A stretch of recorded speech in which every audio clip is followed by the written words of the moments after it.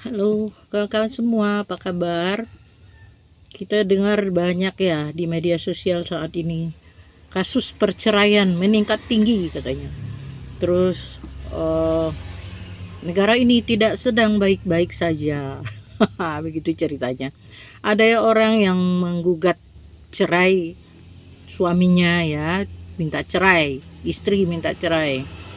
Terus ada juga suami yang mentalak istrinya. Terus ada yang bilang karena habis lebaran. Ya, apa hubungannya sama habis lebaran? Sebenarnya bukan masalah habis lebaran atau tidak ya.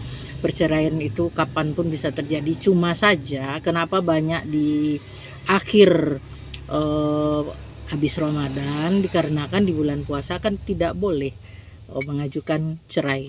Ya, itu yang terjadi. Jadi kenapa ya kalau kita lihat telusuri banyak kasus perceraian itu terjadi dikarenakan kedua belah pihak tidak bisa lagi untuk berkomunikasi.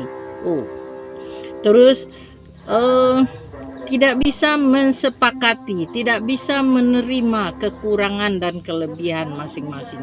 Tidak sama dengan kondisi awal bertemu. Kondisi awal bertemu sejelek-jelek apapun tingkah lakunya, seperti apapun yang dia perbuat, semua terlihat manis.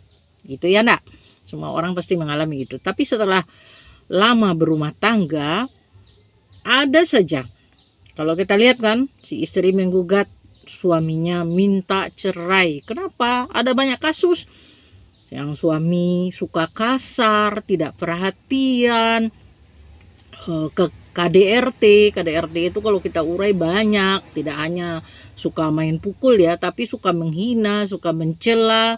Udah jelas kalau dahulu semasa pacaran semuanya terlihat manis, istrinya jelek pun dibilang manis, bilang cantik. Tapi sekarang jangankan kata-kata cantik itu yang keluar, malah kata-kata kebun binatang yang sering terjadi. Itu salah satunya.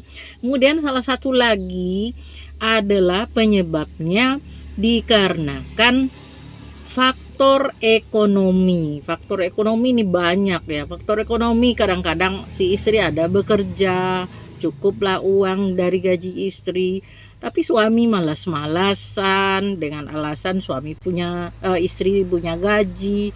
Terus ada kalanya hanya suami yang bekerja, tapi suami pelit banget, ke apa-apa harus minta. Jadi sebenarnya kita kan banyak nih berkenalan, kemudian rasanya cocok, berumah tangga tanpa ada komunikasi.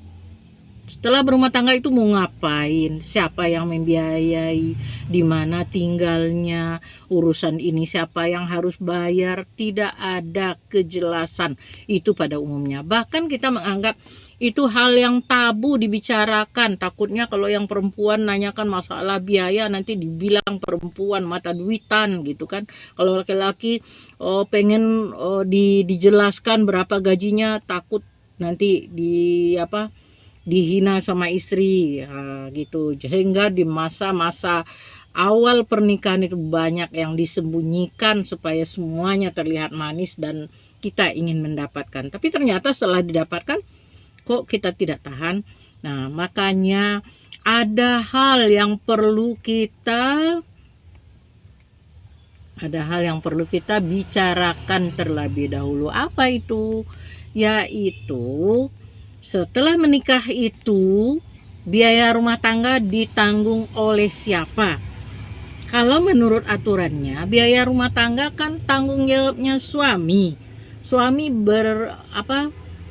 harus bertanggung jawab menyediakan sandang, pangan, dan juga perumahan buat istrinya berlindung. Jangan biarkan istri kelaparan. Jangan biarkan istri mengemis dahulu, minta makan, minta jajan, minta dibelikan baju.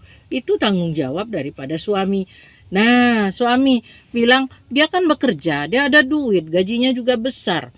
Nah, meskipun begitu, kan bukan berarti suami berlepas tangan dari tanggung jawab. Makanya harus didudukkan, suami itu bidang pembayaran apa, apakah hanya tanggung jawab misalnya uang jajan, uang dapur, bayar listrik, semua keperluan tetek bengeknya.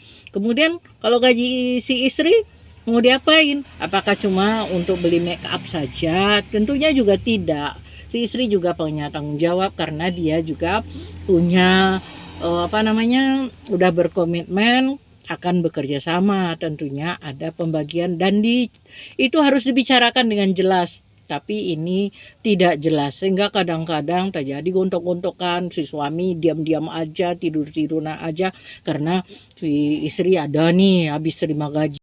Lalu ada lagi faktor kalau udah punya anak ya, faktor lainnya adalah dalam mendidik anak tidak sejalan. Kadang si istri tidak tega lihat si anak diperlakukan kasar, sementara suaminya ingin bertindak katanya inilah yang terbaik, anak harus diajar disiplin, atau malah sebaliknya kadang-kadang si suami tidak tegas terhadap anak, akhirnya yang si istri pengen tegas juga menyebabkan pertengkaran terus-menerus yang menjadi bumerang dalam rumah tangga, menyebabkan hambarnya hubungan suami istri. Nah, kenapa tidak sama seperti awal pertemuan dahulu? Kenapa kalau dahulu semuanya terlihat manis dulu, terlihat semuanya indah, tapi sekarang kenapa semuanya jadi duri dalam kehidupan kita?